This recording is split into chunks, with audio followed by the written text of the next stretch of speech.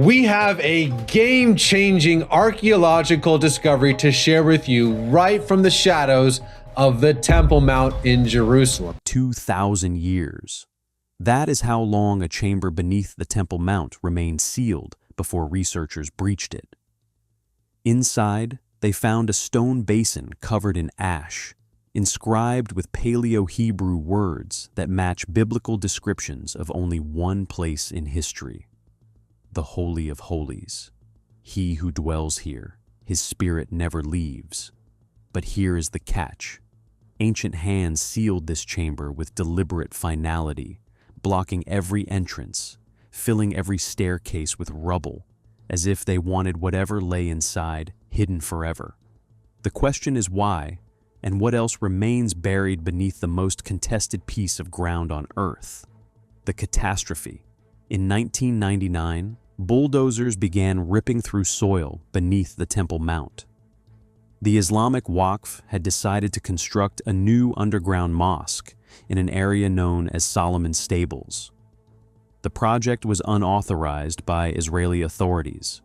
It was conducted without archaeological supervision, and it involved the removal of hundreds of truckloads of earth from beneath one of the most historically significant sites on the planet. That soil, saturated with 3,000 years of artifacts, was dumped unceremoniously in the Kidron Valley outside the old city walls. Treated like construction debris, discarded like garbage. In the book of Genesis, this hill was known as Mount Moriah, and it's the place where God asked Abraham to sacrifice his son Isaac. At the foot of the mountain, in the Kidron Valley, Abraham gave the world's first recorded tithe offering to the king of Salem. To understand why archaeologists wept when they learned what had happened, you have to understand what the Temple Mount actually is.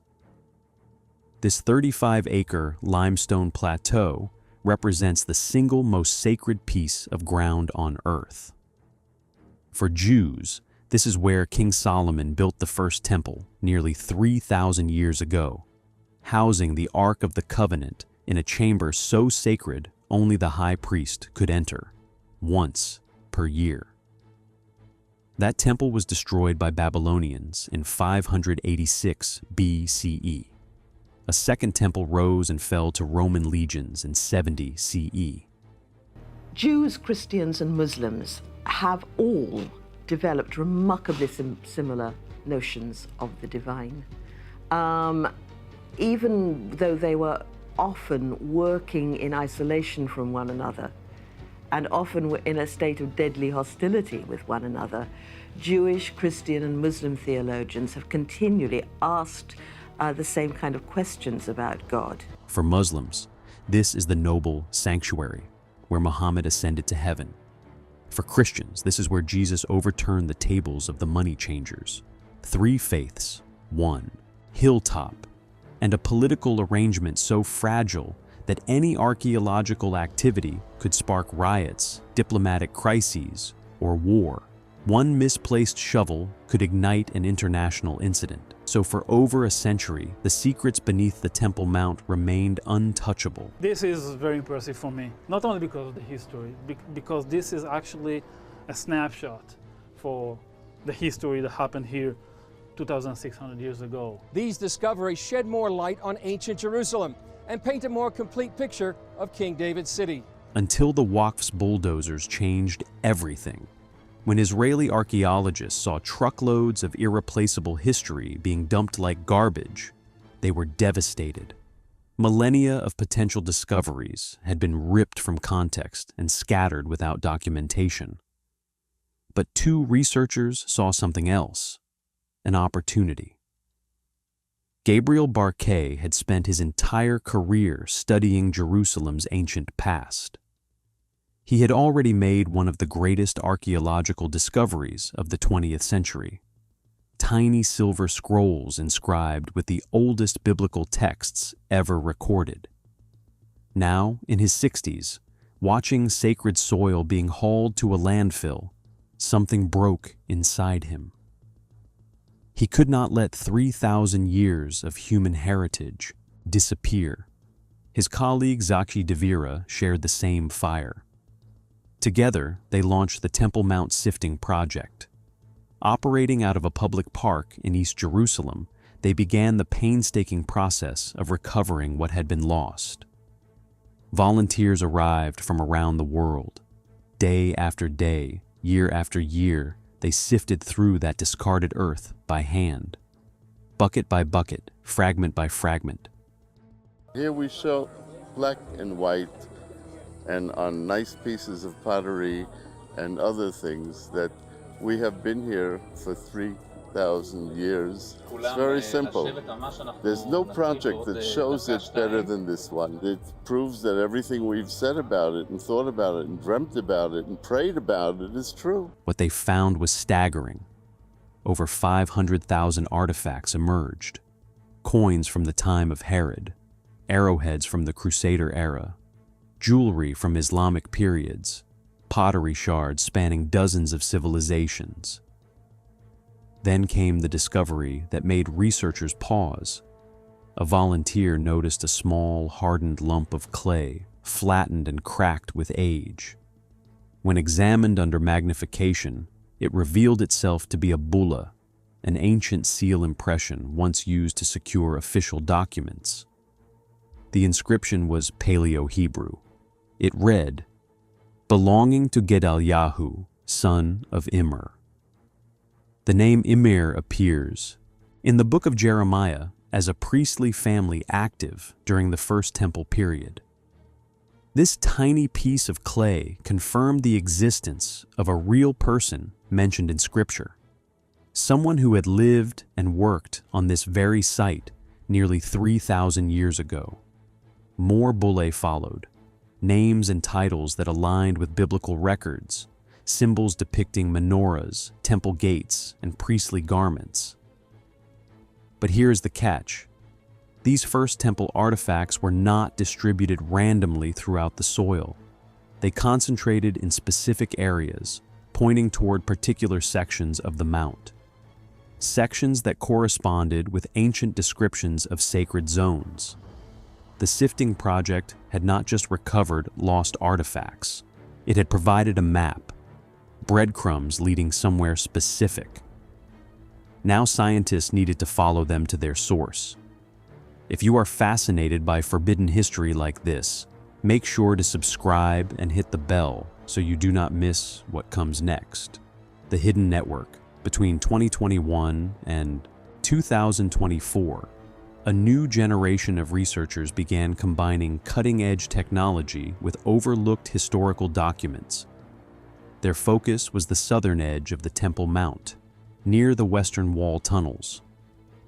British surveyors during the Ottoman and Mandate eras had mapped strange underground voids in this area. Chambers, staircases, hollow spaces that defied explanation. But for generations, those reports had gathered dust in archives, dismissed as incomplete or unreliable. The new team decided to verify them. Since physical excavation beneath the Temple Mount remained forbidden, they deployed ground-penetrating radar, the same technology that had detected hidden chambers inside the Great Pyramid of Giza. The scans revealed something remarkable. Beneath the bedrock, straight edges and geometric shapes appeared where natural geology should have produced only irregular stone. The signatures of man-made construction, sealed away for centuries. When researchers overlaid the radar data with hand-drawn British maps from the early 1900s, the outlines matched. The same corridors, the same blocked staircases, the same suspicious voids. For thousands of years, the Jews are connected. The Arabs, the Muslims, they've tried to cover it, to hide it, to take it away from us, to disconnect us from our identity. Today, what we're going to do is to go underneath the surface and to discover the truth for what it is. A century of technological advancement had just confirmed what explorers had suspected long ago. But here is the catch. As workers carefully cleared debris from an ancient Herodian structure in the Western Wall tunnels, they uncovered a partially buried staircase carved into limestone. It descended into darkness. What they found at the bottom was a forgotten antechamber. The upper walls bore Byzantine-era carvings, faded crosses, inscriptions from the 4th or 5th century. This space had clearly served as an early Christian worship site. But when researchers examined the floor, they discovered something far older beneath it. The foundation stones were massive, finely cut ashlar blocks stacked with precision rarely seen after the First Temple period. Then came the detail that sent chills through the research team. A secondary staircase, half collapsed and filled with rubble, led even deeper into the bedrock. It had been deliberately blocked, not by natural collapse, not by the passage of time, by human hands. Someone long ago had wanted this passage sealed forever. They had intentionally hidden whatever lay beyond. The subterranean machine. As researchers mapped the areas around these sealed chambers, they discovered something that shifted their understanding entirely. A network of underground cisterns, channels, and aqueducts carved directly into the bedrock. The system was vast, interconnected, and engineered with sophistication that defied expectations for its era. Carbon dating of mineral residue around the plaster linings produced a result that stunned the team. These waterworks were not Roman, they were not Herodian. They dated to the First Temple period, the 8th to 9th century BCE. But the age was not what shocked the experts most. It was the design. The system demonstrated hydraulic planning far ahead of its time. Narrow feeding tunnels allowed rainwater runoff to fill reservoirs in ways that prevented stagnation. Overflow ducts redirected excess water to secondary chambers, preventing flooding while maintaining supply. The engineering accounted for pressure, flow rate, and seasonal variation in a region notorious for dry summers. This was not primitive infrastructure. This was sacred engineering. When researchers overlaid maps of the cistern network with ancient textual descriptions, connections emerged that had never been made before. Several cisterns aligned perfectly with locations mentioned in the Book of Chronicles, which described water preparations made by Israelite kings to support temple rituals. One particularly large basin sat beneath a spot that, according to Hebrew texts, had once held the altar of sacrifice. That basin was lined with thick layers of ash and faint traces of organic residue, signs of repeated use over many generations. Ritual hand-washing, cleansing of ceremonial tools, libation offerings. This was not primitive religion. It was a machine of holiness, and the channels led directly to those sealed chambers. A very confusing visual image. Where are we right now? We're now standing below the Western Wall Plaza, a huge project revealing ancient Jerusalem. The stone of the Shekinah.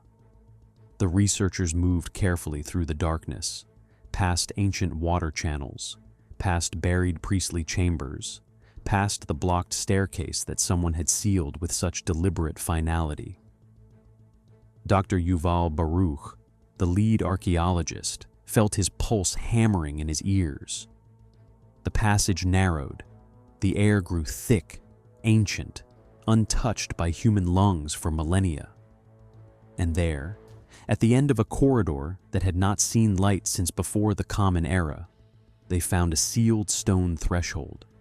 Baruch's hands trembled as he helped remove the final stones. For a moment, no one moved. No one spoke. The weight of what they were about to see pressed down on every person in that tunnel. The only sound was breathing, rapid, shallow. The chamber beyond was small. No, more than 10 feet across. Its walls were cut straight into bedrock, smooth and undecorated. But what sat in the center stopped every person in their tracks. A stone basin, round and shallow, half buried in ash. Around it, fragments of burned incense, small offerings, and blackened clay oil lamps arranged with unsettling care. Unlike other spaces that had collapsed naturally over time, this chamber had been deliberately preserved. Whoever sealed it had intended for it to remain untouched forever. The team stood in absolute silence. Baruch later described the moment as feeling like time had stopped, like the air itself was holding its breath. One of the younger researchers, Dr. Sarah Mizrahi, and that was actually the first part that was opened several years ago. But when I used to take people through the sewer, I used to hear the workers above, and we were all waiting, excited to when will it finally be opened as well, and that day has finally happened. They've been working on this project for 10 years. Had tears streaming down her face before anyone had spoken a word. They all sensed what they were looking at. They just could not bring themselves to say it. The basin bore markings faded by millennia, but legible under the archaeologists' lights. The script was PaleoHebrew. Baruch leaned closer. When he finally spoke, his voice cracked. "He who dwells here, his spirit never leaves." The words hung in the stale air. Someone gasped. Mizrahi covered her mouth with both hands. But here is the catch. Those words were not random poetry. They were not a general blessing or dedication. They aligned with ancient biblical descriptions of only one place in existence, the Holy of Holies. The innermost chamber of the temple where, according to Scripture, the Shekinah, the divine presence of God, was said to physically dwell, a space so sacred that only the high priest could enter, and only once per year, on the Day of Atonement. No artifact from that space had ever been recovered. No physical evidence of its existence had ever surfaced. Until now, the dating was verified. The lamps matched other examples from the 8th to 7th century BCE. That means that dual covenant theology, the teaching that Jews have their own covenant with God through observing the Torah and do not need Jesus, is a false and dangerous heresy that must be renounced. Sadly, there are some well-meaning Christian Zionists who embrace this very serious error. The basin's limestone composition was consistent with materials used during Solomon's reign. The inscription's phrasing and structure were identical to phrases found in First Temple era religious texts, some of which had only been recovered from the Dead Sea Scrolls in the 20th century. This chamber delivered what generations of archaeologists had only dreamed of finding: physical, datable evidence of the most sacred zone beneath the Temple Mount. Evidence that aligned directly with biblical tradition. Evidence that transformed faith into fact. Someone thousands of years ago had left a message, a testimony carved in rock to ensure the truth would never be forgotten, no matter how many empires rose and fell above it. The revelation. The discovery has sent quiet shockwaves through the academic world, but the announcement has been careful, fragmented, deliberately vague. The authorities who know what was found understand the implications. The Temple Mount remains sacred to 3 global religions. Any claim that one tradition's narrative has been definitively proven could ignite crises that spread far beyond Jerusalem's walls. This discovery is a lit match in a room full of gunpowder.